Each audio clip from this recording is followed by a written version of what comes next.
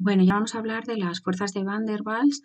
Eran unas fuerzas, acordaos que dijimos intermoleculares, no confundir con intramolecular. Si os preguntan intramolecular, os están pidiendo el tipo de enlace, es decir, covalente, iónico o metálico. Si es intermolecular, es si tiene fuerzas de Van der Waals, de qué tipo, o puentes de hidrógeno. Entonces, vamos a suponer el primer tipo, y voy a poner aquí. Ya veréis por qué. Voy a poner en vez de flúor que había puesto al principio, pues voy a poner cloro, ¿vale?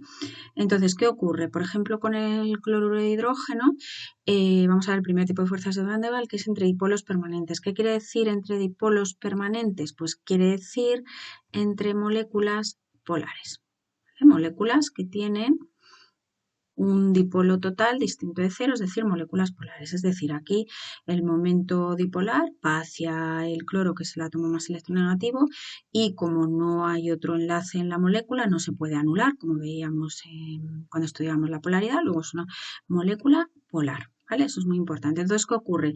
Si hay más moléculas de HCl, vamos a suponer, ¿eh?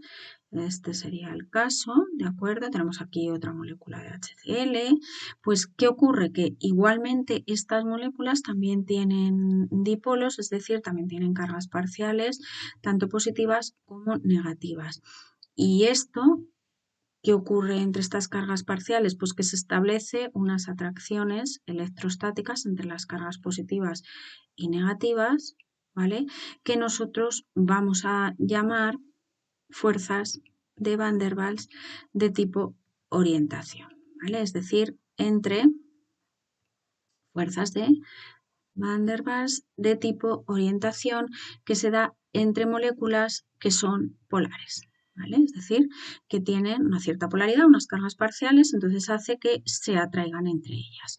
¿Qué ocurre? Que hay moléculas que a lo mejor no son moléculas que no son polares, pero de repente están en contacto con moléculas que sí lo son. Es decir, el caso, vamos a ver, entre ¿vale? Dipolos permanentes, es decir, de repente tengo una molécula que es polar y otra que no es polar, ¿vale? Entre dipolos permanentes y inducidos. Esto lo habíamos visto ya en clase. Entonces vamos a suponer una molécula, como hemos visto, el HCl, que sí que tiene un momento dipolar, están los electrones atraídos hacia el cloro y al lado, ¿qué ocurre? Que tengo una molécula que no es polar. Por ejemplo, vamos a suponer el cloro, molécula de cloro. Aquí el momento dipolar pues es una molécula polar, no hay momento dipolar porque los dos átomos son el mismo átomo, es decir, los electrones no van a estar atraídos hacia la derecha ni hacia la izquierda porque los dos átomos son iguales. Entonces, ¿qué ocurre? Que al estar cerca de la molécula de cloruro de hidrógeno, sí que esta carga negativa repele a los electrones que están en el cloro más cercano, ¿vale? Y hace que la nube electrónica de la molécula del cloro se desplace, con lo cual, por repulsión de este dipolo, ¿vale? Por repulsión de la carga negativa de este dipolo, la nube electrónica se desplaza, ¿vale? Como si imaginaros como si el efecto de un imán, pero no tiene nada que ver, no es un efecto de lo que tenga que ver con el campo magnético, pero haceros a la idea como que al acercarse la carga negativa a esta molécula, que no su carga no tiene cargas parciales, por así decirlo, pero al acercarse la carga negativa repele estos electrones que están aquí y los desplaza hacia el otro átomo, con lo cual se crean unas cargas parciales que se llaman dipolos inducidos, ¿vale? Porque los ha inducido el dipolo permanente del cloruro de hidrógeno, ¿vale? Entonces aquí se crean otra vez de nuevo uniones electrostáticas entre cargas parciales negativas y cargas parciales positivas. Son fuerzas de Van der Waals entre dipolos permanentes e inducidos, ¿vale? Y estas serían, como su nombre indica, de inducción. ¿Por qué? Porque hay una molécula que sí que tiene un dipolo permanente, pero hay otra que no, que es apolar, pero que por contacto con el dipolo permanente se inducen cargas parciales, ¿vale? Y luego, por último, estaría entre dipolo entre dipolos instantáneos o a veces se dice entre dipolo inducido e instantáneo, es decir, que aquí ya no participa ninguna molécula con un dipolo permanente, ¿vale? Instantáneos o entre instantáneo e inducido, ¿de acuerdo? A estas se les llama de dispersión, es decir, incluso si queréis decir entre dipolos no permanentes, es decir, por ejemplo, como veíamos el cloro. Entonces, el cloro por esta molécula de cloro no es polar, es decir, la carga, o sea, la nube electrónica está repartida por igual entre los dos átomos, pero ¿qué ocurre? Que o bien porque ha estado cerca del cloruro de hidrógeno y ha perturbado su nube electrónica produciendo cargas parciales, o bien simplemente por una cuestión mecánica, es decir, que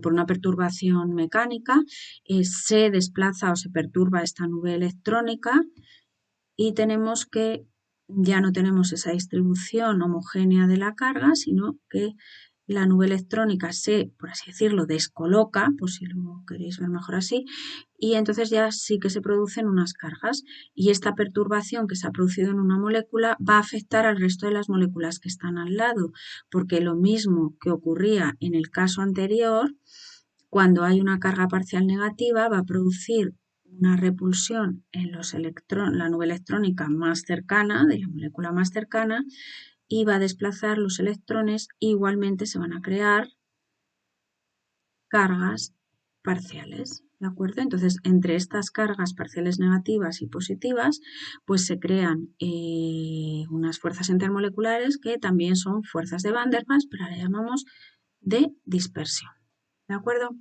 Estos son los tres tipos de fuerzas.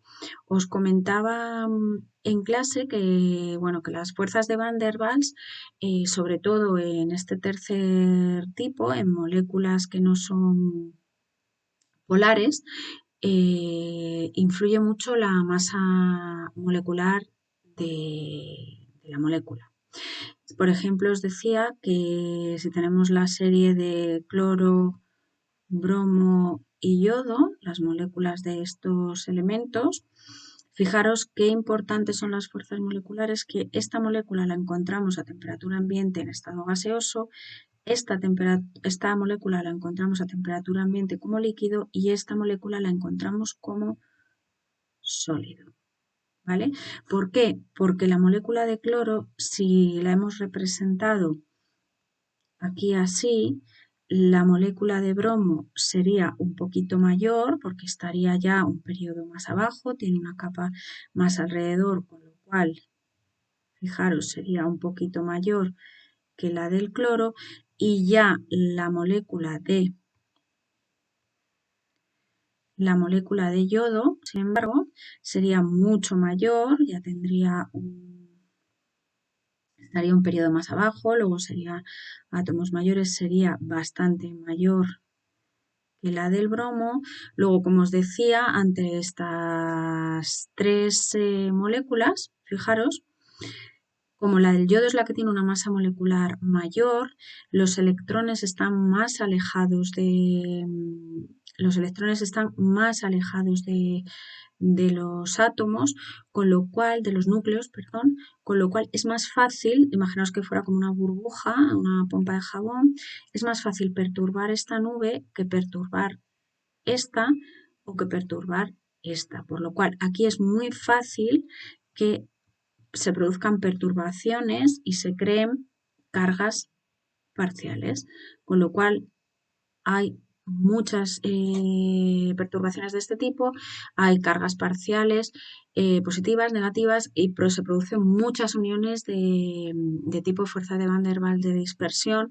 Cuanto mayor es la molécula, más fuerzas de Van der Waals de dispersión y por lo tanto, más unidas van a estar las moléculas entre sí, hasta el punto de que, fijaros, en moléculas grandes pueden llegar a estar en estado sólido a temperatura ambiente, mientras que en moléculas de un tamaño menor solo estarían en estado líquido, y en moléculas más chiquititas, como son las del cloro, no llegan a tener la fortaleza necesaria para que su cohesión dé lugar a un sólido a temperatura ambiente. Luego vamos a ver dentro de, bueno, en el siguiente vídeo, un caso particular de fuerzas de Van der Waals, que son los puentes de hidrógeno.